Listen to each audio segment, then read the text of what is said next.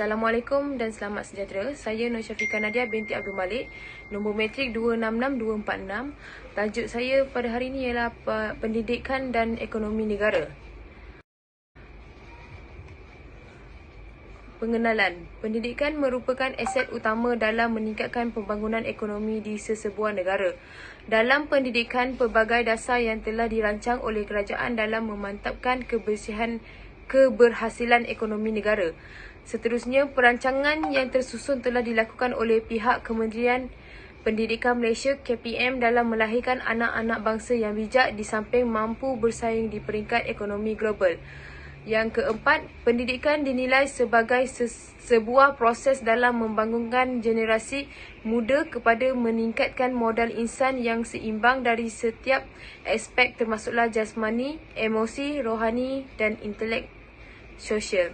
Kesannya, golongan muda yang mempunyai pemikiran kritikal dan kritis berupaya meningkatkan kedudukan ekonomi negara. Yang terakhir, kualiti pendidikan menjadi kayu ukur terhadap prestasi pelajar bukan sahaja dalam kemahiran intelektual tetapi juga melihat terus kepada peluang kerjaya kelak dalam mengubah sistem ekonomi negara ke arah yang lebih baik. Idea dan andaian dalam membangunkan ekonomi negara. Yang pertama, perancangan membangunkan ekonomi negara. Aspek pendidikan merupakan perkara paling penting yang perlu diambil berat. Kedua, kerancangan Malaysia ini dirancang setiap 5 tahun agar penumpuan kepada aspek ekonomi Malaysia semakin dititik beratkan. Seterusnya, rancangan Malaysia telah pun berada pada tahap ke-12 dalam memfokuskan bidang pendidikan agar mampu menyeimbangkan ekonomi negara Malaysia. Yang keempat, perancangan pembangunan ekonomi di Malaysia adalah bermula daripada rancangan Malaysia kedua RMK semasa tertubuhnya dasar ekonomi baru DEB melalui pelbagai latihan dan program kepada anak-anak muda, lebih-lebih lagi kepada masyarakat Bumi Putra. Yang seterusnya, rancangan Malaysia ketiga RMK ketiga, manakala semasa rancangan Malaysia keempat RMK 4, pembangunan ekonomi dirawat dari akar umbi. Rancangan Malaysia kelima menekankan kepada penghasilan teknologi dari aspek pembuatan, pertanian dan perkhidmatan. Rancangan keenam lebih menjurus dalam peningkatan tenaga kerja yang lebih proaktif dan berdisiplin. Bagi RMK ketujuh, pada ketika ini mengalami mengembangkan dan memberikan kepentingan terhadap sumber manusia. Rancangan RM Malaysia yang ke-8, institusi seperti Pusat Giat Mara, Pusat Latihan Pengajar dan Kemahiran Lanjutan serta Malaysian Institute ditubuhkan ibarat seperti cendawan tumbuh selepas hujan. Semasa rancangan Malaysia ke-9 dan rancangan Malaysia ke-10, ekonomi negara lebih mementingkan aspek teknologi maklumat dan komunikasi. Rancangan Malaysia ke-11 dan rancangan Malaysia ke-12 memberikan penekanan kepada pembangunan lestari seiring dengan pembangunan ekonomi. Dasar strategi pendidikan ini merupakan sebuah dasar yang berteraskan kepada falsafah pendidikan kebangsaan, selaras dengan mewujudkan modal insan terbilang negara secara menyeluruh, bukan dari segi jasmani semata-mata, malahan dari segi emosi, rohani dan intelek. Yang terakhir, kecemerlangan daripada pendidikan menjadi titik tolak kepada memacu pembangunan ekonomi negara dengan jayanya. Masalah pendidikan dalam membangunkan ekonomi negara.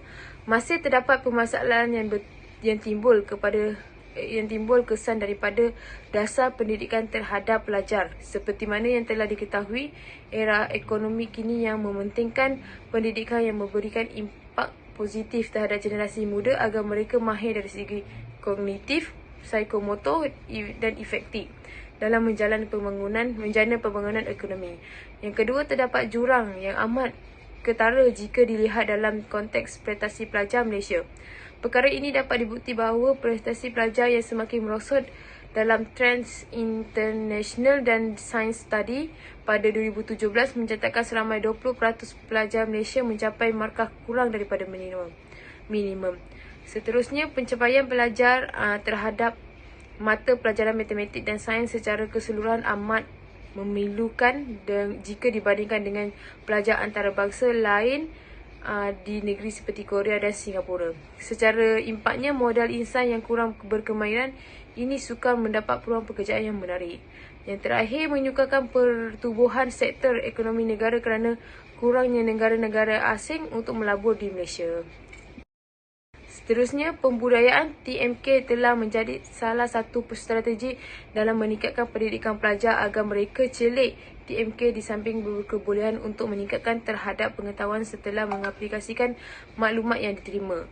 Penggunaan internet di kawasan luar bandar dan bandar jauh beza hal ini kerana penduduk di kawasan luar bandar seiring mempunyai masalah pencapaian internet. Pelajar program IPT dan IPTH dilihat mempunyai persaingan sengit dalam mencapai kebolehpasaran dalam alam pekerjaan. Terdapat permasalahan yang timbul dalam kalangan graduan siswa dan siswi kerana tidak berupaya ditempatkan ke alam pekerjaan yang sesuai dengan tahap kebolehan mereka. Yang terakhir, peningkatan IPT serta IPT ibarat cendawan tumbuh selepas hujan dapat dilihat di pelosok setiap negeri Malaysia dan menjadikan lambakan bilangan universiti di Malaysia telah menyebabkan lambakan graduan yang menjadi penganggur semata-mata. Cara-cara menyelesaikan masalah. Yang pertama, bidang teknik dan vocational berpeluang mewujudkan pekerja yang berkualiti dalam kerjayanya kerana ia mendorong mereka untuk berfikir secara inovatif, produktif dan berkemahiran dalam semua aspek yang diceburi. Yang kedua, kerajaan seperti pihak KPM wajar mengambil tindakan secara optimum agar berupaya memenuhi keperluan semasa pelajar selaras dengan rancangan yang dibangunkan oleh Malaysia untuk meningkatkan keperluan sektor ekonomi. Yang terakhir, para graduan bekerja dalam bidang yang mempunyai permintaan yang tinggi tanpa mengambil kira jurusan yang diambil terdahulu. Analisis kemungkinan kedudukan ekonomi negara. Kedudukan ekonomi kini berada pada tahap yang amat memberangsangkan dan menggalakkan. Yang kedua, kedudukan ekonomi negara Malaysia terus mengekalkan komitmen pemulihan ekonomi iaitu dengan mencatatkan pertumbuhan sebanyak 14.2% pada suku ketiga tahun 2022 berbanding dengan 8.9% semasa suku dan 5% semasa suku pertama. Kedudukan ekonomi negara semakin menunjukkan trend ke hadapan adalah kerana pasaran buruh kekal pada tahap guna tenaga penuh dengan kadar pengangguran jatuh kepada 3.7%. Seterusnya, sektor perbankan dan pelbagai pasaran modal Malaysia dan pengantaran bank terus menunjukkan prestasi yang bijak apabila aktiviti ekonomi bertambah baik. Seterusnya, aktiviti pelaburan di Malaysia saham tempatan kekal stabil pada suku ketiga 2022 dengan pengambilan bersih oleh pelaburan runjit tempatan mencecah RM577.9 juta ringgit Malaysia.